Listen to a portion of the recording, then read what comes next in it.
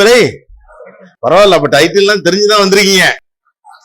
இல்ல கொஞ்சம் அட்டென்டிவா இருக்கீங்களான்னு பார்த்தேன். யாருக்கெல்லாம் இங்க 16 வயசுக்குள்ள 16 வயதுக்கு உட்பட்டவர்கள் ஒரு 75 வயசுல சும்மா கையை தூக்கி மனசு 16 புழுவப்படாது. உண்மையா 16 வயசுக்குள்ள யாரார்? ஓகே. 16 to 35, 35 to 55, 55 to 75.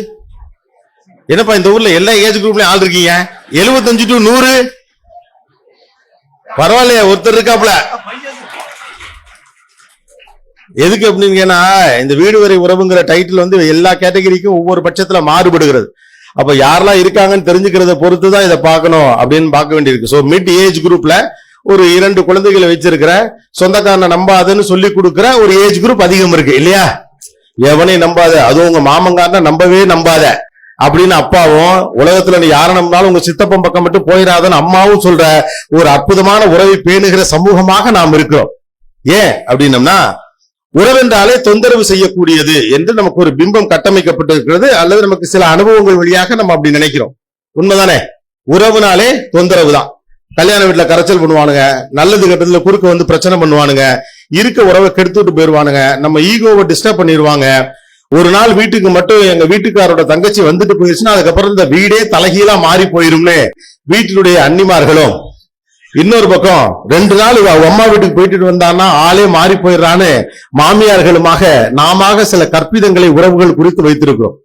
இந்த உறவுகளை பேணுவதில் இருக்கக்கூடிய பெரும் சிக்கலுக்கான முக்கியமான காரணம் என்னன்னா, முதல் முக்கியமான விஷயம், உறவு என்பது எனக்கு உதவுவதற்காக வர வேண்டும். இதான் முதல் பாயிண்ட். நல்லது கெட்டத்துக்கு வராம இருக்கிறதுக்கு என்னத்துக்கு உறவு? உதவாத உறவால் என்ன பயன் என்று நினைக்கிறோம். உறவு என்பது தொந்தரவு செய்யாததாக இருக்க வேண்டும் என்று நினைக்கிறோம். மூன்றாவது, இந்த சைட்ல சத்தம் போடாம இருந்தா தேவையில்லையே. போட்டோகிராஃபர் அண்ணே நீதான். எனக்கு இந்த முன்னால பேசியிருந்தா கூட பிரச்சனை கிடையாது, சைட்ல பேசினா காது அங்க போயிடும். 15 வருஷ பழக்கம். யாரு சைட்ல பேசினாலும் திரும்பி பாத்துருவேன். தியேட்டர்ல என் பக்கத்துல சைட்ல யாரு பேசினாலும் படம் முடிஞ்சு வந்து என்னுடைய மனைவிட்ட 3 கதை சொல்லுவேன். தியேட்டர்ல ஒண்ணுது, இந்த பக்க கதை, இந்த பக்க கதை. இவங்க 2 பேரும் படம் பார்க்கவே இல்லை, வீட்டுல பிரச்சனை அனுப்பிச்சு பேசிட்டு இடம் கிடைக்காம தியேட்டருக்கு வந்தாங்க. விவரம் சைட்ல காது கொடுக்கறப்பதான் தெரியும். ரைட். சோ அப்ப உறவு குறித்து சில எதிர்பார்ப்புகள் நமக்கு இருக்கிறது. நம்ம உறவுக்காரருக்கு நம்மை பற்றி ஒரு எதிர்பார்ப்பு இருப்பதை போலவே நமக்கு நம்ம உறவுக்காரர்கிட்ட ஒரு எதிர்பார்ப்பு இருக்கு. என்னன்னா, அவர் தொந்தரவு செய்யக்கூடாது, தேவையில்லாம கண்ட விஷயத்துல மூக்க நுழைக்க கூடாது, நான் சொல்றப்ப மட்டும் எனக்கு வரணும், நான் சொல்றத அவர் கேட்கணும். என்ன பிரச்சனைனா, அந்த ஆள் அப்படின்னு நினைக்கிறான். தேவையில்லாம உள்ள வரக்கூடாது, தேவையில்லாத விஷயங்களில் தலையிடக்கூடாது. இதுல தேவையான ஆணி தேவையில்லாத ஆணின்னு எப்படி பார்த்து புடுங்குறது? அப்ப நம்ம என்ன நினைக்கிறோம், நீ உறவாக இரு, உரிமையை எடுத்துக்கொள்ளாது. இதுதான் உறவில் இன்னைக்கு இருக்கக்கூடிய கான்டெம்பரரி உலகத்தின் சிக்கல். நீ உறவாக இருக்கலாம், ஆனால் நீ என்னிடம் உரிமை எடுத்துக்கொள்ள முடியாது. என்னோடு மட்டுமல்ல, என் பிள்ளைகளிடமோ என் உறவுக்காரர்களிடமோ நீ உரிமை எடுத்துக்கொள்ள முடியாது. ஏண்டா வீடு கட்டல? கேட்காத. ஏண்டா ஒழுங்கா படிக்கல? கேட்காத. ஏண்டா ஊர் சுத்துற? கேட்காத. என் பிள்ளை நானே கேட்டதுல நீ என்ன கேட்கிற? அப்ப உரிமை இருக்கிற இடத்துல, உறவு இருக்கிற இடத்துல உரிமை இருக்கும், நம்ம ஒத்துக்க மறுக்கிறோம். உறவாயிரு, உரிமையோடு இருக்காதே அப்படிங்கிறோம். ஏன்னா உறவு என்பது தொந்தரவு நமக்கு பிக்ஸ் ஆயிருக்கு மைண்டில். நம்ம குடும்பத்துல நம்முடைய நட்பு பாராட்டுதல்ல இருக்கக்கூடிய பிரச்சனை எல்லாத்துக்கும் காரணம் இந்த சொந்தக்காரங்க தான். ஆமாவா இல்லையா? உங்க கணவருக்கு உங்களுக்கு ஏதாவது பிரச்சனை இருக்கா? லைஃப்ல யோசிச்சு பாருங்க. வீட்டுக்கார தங்கமான மனுஷன், என்னை நல்லா பாத்துக்கிறாரு, என் மனைவி நல்ல பொண்ணு, என்னை நல்லா பாத்துக்குது, என் குடும்பத்தை நல்லா பாத்துக்குது. ஆனா சண்டை யாரால வருது? யோசிச்சு பாருங்க.